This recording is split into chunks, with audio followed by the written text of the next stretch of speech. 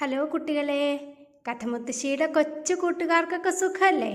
അപ്പം ഇന്ന് നമുക്ക് ആലിബാബയുടെ 40 കള്ളന്മാരുടെയും കഥ കേൾക്കാം. അപ്പം എല്ലാവരും റെഡിയാണല്ലോ അല്ലേ? കഥമുത്തശ്ശി പറയട്ടെ. പണ്ട് പണ്ട് നടന്നൊരു കഥയാണ് കേട്ടോ ഇത്. വളരെ കാലങ്ങൾക്ക് മുമ്പ് പേർഷ്യയിലുള്ള ഒരു പട്ടണത്തിൽ കാസിം എന്നും ആലിബാബ എന്നും പേരുള്ള 2 സഹോദരന്മാരുണ്ടായിരുന്നു. വളരെ ദാരിദ്ര്യത്തിലാണ് കേട്ടോ അവർ കഴിഞ്ഞിരുന്നത്. അവരുടെ അടുത്ത് അധികം പൈസയൊന്നും ഉണ്ടായിരുന്നില്ല. പക്ഷെ കുറേ കാലം അവർ വലുതായി കഴിഞ്ഞപ്പോൾ അതിൽ മൂത്ത ആളായിട്ടുള്ള കാസിം ഒരു വലിയ പൈസയുള്ള ഒരാളുടെ മകളെയൊക്കെ കല്യാണം കഴിച്ച് അങ്ങനെ ഒരു വലിയ കടയൊക്കെ നോക്കി നടത്തി വലിയ ധനവാനായിട്ട് ജീവിക്കാൻ തുടങ്ങി. പക്ഷെ അനിയനായിട്ടുള്ള ആലിബാബയുടെ കയ്യിൽ ഒട്ടും പൈസ ഉണ്ടായിരുന്നില്ല. അയാളാണെങ്കിൽ അടുത്തുള്ള കാട്ടിൽ പോയിട്ട് തടികളൊക്കെ വെട്ടി അതൊക്കെ പട്ടണത്തിൽ കൊണ്ടുകൊടുത്ത് അതൊക്കെ വിറ്റിട്ടാണ് കഴിഞ്ഞു പോയിരുന്നത്. അങ്ങനെ ഈ വിറകൊക്കെ ഇങ്ങനെ വെട്ടി വിറ്റുകൊണ്ട് നടന്നതിനിടയിൽ കുറേശ്ശെ പൈസയൊക്കെ ഇങ്ങനെ മിച്ചം വെച്ച് അതുകൊണ്ട് ഒരു കഴുതയെ വാങ്ങി. അങ്ങനെ കഴുതയുടെ പുറത്ത് ഇങ്ങനെ ഈ തടിയൊക്കെ കെട്ടിവെച്ച് അതൊക്കെ കൊണ്ട് നടന്ന് പട്ടണത്തിൽ കൊണ്ടുപോയി വിറ്റ് അയാൾ അങ്ങനെ ജീവിച്ചു. അങ്ങനെ ഒരു കഴുതയുടെ സ്ഥാനത്ത് 3 കഴുതയെ വരെ വാങ്ങിയിട്ടോ. ഇങ്ങനെ കുറേശ്ശെ പൈസ മിച്ചം വെച്ച് അങ്ങനെ അയാൾ സന്തോഷമായിട്ട്, കുറച്ച് പൈസയുള്ളൂ വെച്ചാലും നല്ല സന്തോഷമായിട്ട് ഇങ്ങനെ ജീവിക്കുകയായിരുന്നു. ഒരു ദിവസം ഈ ആലിബാബ വലിയ മരങ്ങളൊക്കെ നിൽക്കണ കാട്ടിലിങ്ങനെ ചെന്ന് തടികളൊക്കെ ഇങ്ങനെ വെട്ടിയെടുക്കുകയായിരുന്നു കേട്ടോ. അപ്പം അയാളുടെ 3 കഴുതയും ഇങ്ങനെ തൊട്ടടുത്ത് തന്നെ മേയാനായിട്ട് ഇങ്ങനെ വിട്ടിട്ടുണ്ടായിരുന്നു. അപ്പം നോക്കുമ്പോൾ അതാ കുറേ കുതിരയുടെ ഇങ്ങനെ കുളമ്പടി ശബ്ദം ഇങ്ങനെ കേൾക്കണു. അപ്പം അയാൾക്ക് പേടിയായി. ഈ കാട്ടിലെവിടുന്നാ ഇങ്ങനെ കുതിരയുടെ കുളമ്പടിയൊക്കെ കേൾക്കണത്? അപ്പം നോക്കുമ്പോൾ അവിടുത്തെ ആ വലിയ മരത്തിൻ്റെ മുകളിൽ കയറിയിരിക്കാം. ഇവിടെ ഇരുന്നാൽ എന്നെ ആരും കാണില്ല, എവിടെ ഇരുന്ന് നോക്കാം എന്താ ഉണ്ടാവണേന്ന് വിചാരിച്ച് അയാൾ വേഗം ആ മരത്തിൻ്റെ മുകളിലേക്ക് അങ്ങോട്ട് കയറി അതിൻ്റെ മുകളിൽ ഇങ്ങനെ മിണ്ടാണ്ട് ശ്വാസം അടക്കി പിടിച്ചിങ്ങനെ ഇരിക്കാൻ തുടങ്ങിയിട്ടോ. അങ്ങനെ നോക്കിയിരിക്കുമ്പോൾ അതാ കുറേ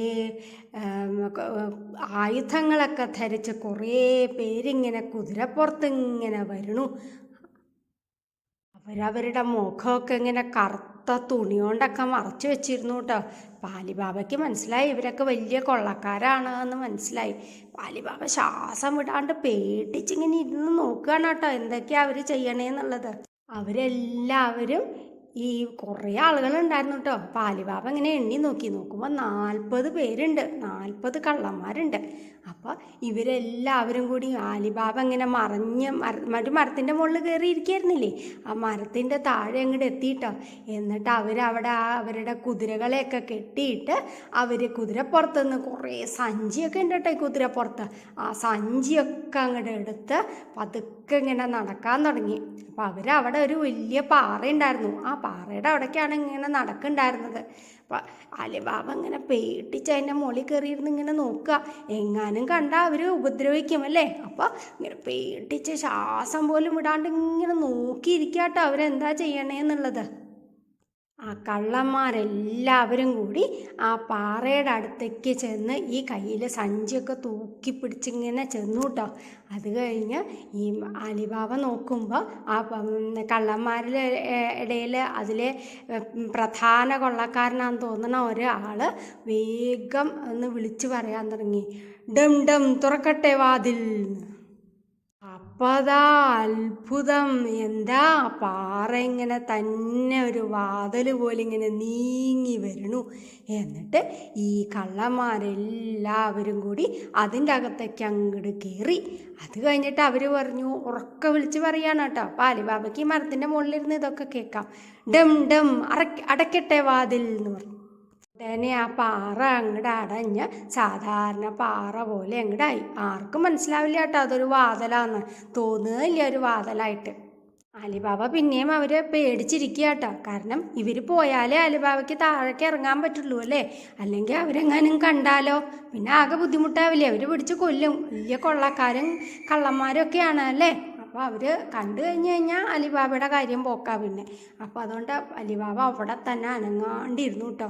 കുറേ നേരം കഴിഞ്ഞപ്പോൾ കുറേ ഒച്ചയൊക്കെ അതിൻ്റെ ഉള്ളിൽ നിന്ന് ഇങ്ങനെ കേൾക്കാണ്ടായിരുന്നു. അപ്പോൾ അത് കഴിഞ്ഞപ്പോൾ പിന്നെയും ആ കള്ളന്മാരും എല്ലാവരും കൂടി പുറത്ത് വന്നിട്ട് ഡും ഡും അടയ്ക്കട്ടെ വാതിൽ എന്ന് പറഞ്ഞു. അപ്പോൾ വേഗം ആ വാതിൽ അങ്ങോട്ട് അടഞ്ഞു. എന്നിട്ട് അവരെല്ലാവരും ഈ സഞ്ചിയിലൊക്കെ നിറച്ച് സാധനം ഉണ്ടായിരുന്നു പറഞ്ഞില്ലേ, അവർ തിരിച്ചു വന്നപ്പോഴത്തേക്കും ആ സഞ്ചിയിലെ സാധനങ്ങളൊന്നും കാണാണ്ടായി.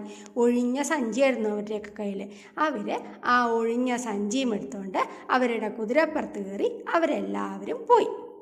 അലിബാബ പതുക്കെ അവരെല്ലാവരും പോയി എന്ന് ഉറപ്പായപ്പോൾ മരത്തിൻ്റെ മുകളിൽ നിന്ന് ഇങ്ങനെ ഇറങ്ങി വന്നു. എന്നിട്ട് വേഗം തൻ്റെ കഴുതയും കൂട്ടി പോവാമെന്നിങ്ങനെ വിചാരിച്ച് നിൽക്കുമ്പോൾ അലിബാബയ്ക്ക് ഒരു തോന്നൽ, ഇവരെന്തിനായിരിക്കും അവിടേക്ക് പോയിട്ടുണ്ടാവുക, ഒന്ന് അവിടം വരെ ഒന്ന് പോയി നോക്കിയാലോ, എന്താ അവിടെ നിന്നൊന്ന് അറിയാലോ എന്ന് വിചാരിച്ചു. അലിബാബ പതുക്കെ നടന്ന് ആ പാറയുടെ അടുത്ത് ചെന്നു. അപ്പോൾ നോക്കുമ്പോൾ അവിടെ ഒന്നും ഒരു വിടവൊന്നുമില്ല കേട്ടോ. അപ്പോൾ അലിബാബ വിചാരിച്ചു, ഇവർ അകത്തേക്ക് കയറിപ്പോണം ഞാൻ കണ്ടതാണല്ലോ, എന്തായാലും അയാൾ ഡം ഡം തുറക്കട്ടെ വാതിൽ എന്ന് പറഞ്ഞപ്പോൾ വാതിൽ തുറന്ന് വന്നാൽ കണ്ടതല്ലേ. അപ്പോൾ അതുപോലെ ഞാനും ഒന്ന് പരീക്ഷിച്ച് നോക്കാമെന്ന് വിചാരിച്ച് അയാൾ ആ പാറയുടെ മുമ്പിൽ ചെന്ന് എന്ന് പറഞ്ഞു, ഡം ഡം വാതിൽ തുറക്കട്ടെ എന്ന് പറഞ്ഞു. അപ്പം അതാ പാറ ഇങ്ങനെ നീങ്ങി വരണു. നോക്കുമ്പോൾ എന്താ ഒരു ഗുഹയുടെ ആകൃതിയിലുള്ള ഒരു പാറയാണ് കേട്ടോ അത്. ഉള്ളിലൊക്കെ ആണെങ്കിലോ നല്ല വെളിച്ചമുണ്ട്. അപ്പം അലിബാബ വിചാരിച്ചു ഒന്ന് അകത്ത് കയറി നോക്കാം, പേടിച്ചിട്ടാണ് കേട്ടോ അലിബാബ. എന്നാലും വിചാരിച്ചു ഒന്ന് പോയി നോക്കാം, എന്താ അവിടെയെന്നറിയാലോ. അകത്തങ്ങോട്ട് കയറി നോക്കിയപ്പോഴോ എന്താ അവിടെ കണ്ട കാഴ്ച, വളരെ വളരെ വില പിടിച്ച സാധനങ്ങളൊക്കെ ഇങ്ങനെ അവിടെ അടുക്കി ഇങ്ങനെ വെച്ചേക്കാണ് കേട്ടോ.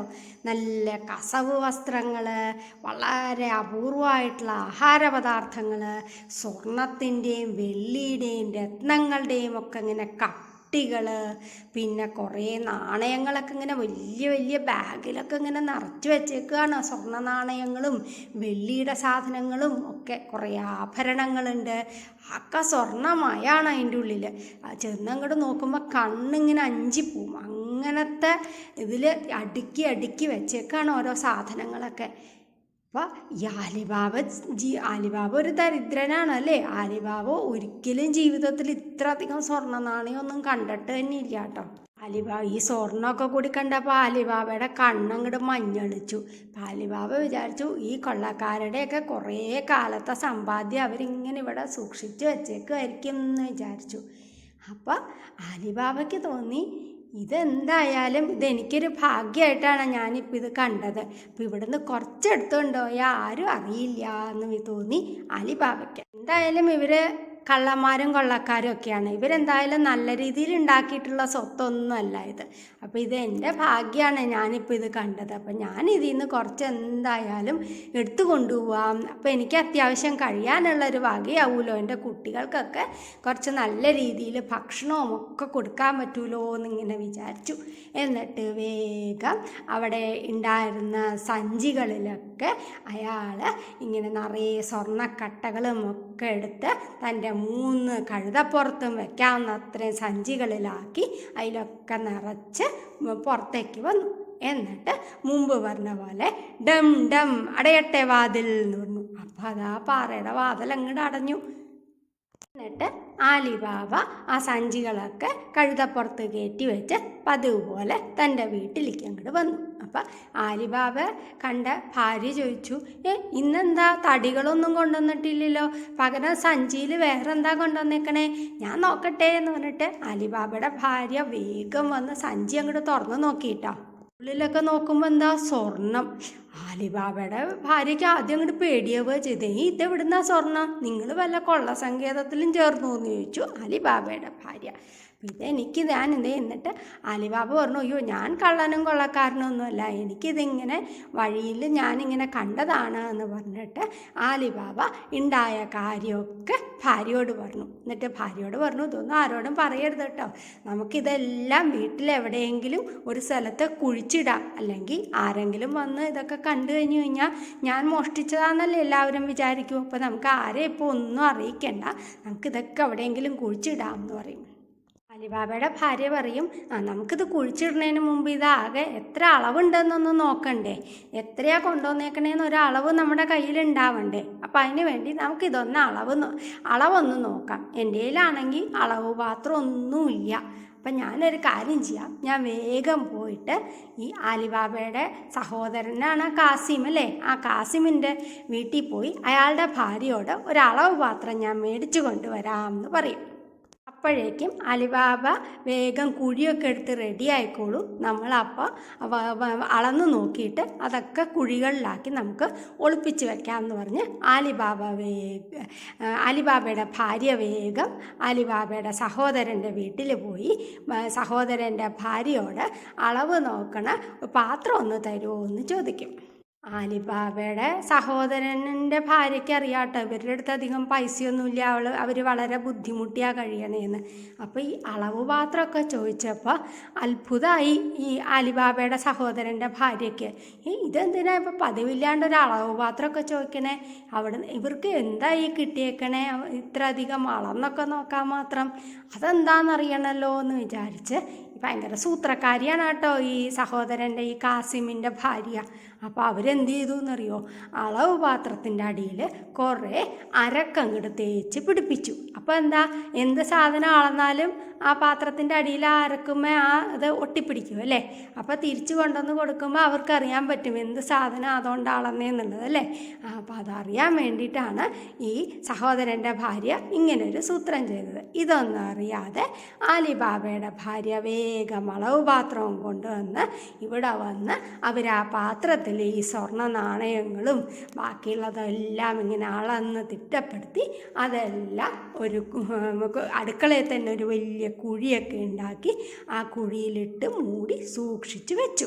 സ്വർണ്ണമൊക്കെ ഒളിപ്പിച്ച് കഴിഞ്ഞപ്പോൾ ഈ അലിബാബയുടെ ഭാര്യ വേഗം ഈ അളവ് പാത്രം തിരിച്ച് ഈ സഹോദരൻ്റെ ഭാര്യയ്ക്ക് കൊണ്ടു കൊടുത്തു.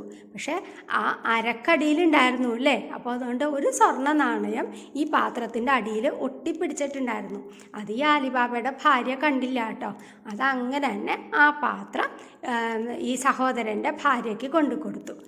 അങ്ങനെ കൊണ്ടു കൊടുത്തു കഴിഞ്ഞപ്പോൾ അവർ നോക്കുമ്പോൾ സ്വർണത്തിൻ്റെ നാണയമാണ് ഒട്ടിപ്പിടിച്ചിരിക്കുന്നത്.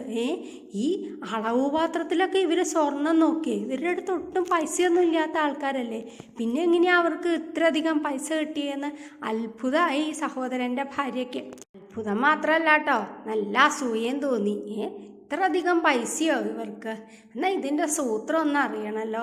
അപ്പം ഈ സഹോദരൻ്റെ ഭാര്യ വേഗം ഈ അലിബാബയുടെ സഹോദരനെയായിട്ടുള്ള കാസിമിനെ കടയിൽ നിന്ന് വേഗം വിളിപ്പിച്ചു കേട്ടോ.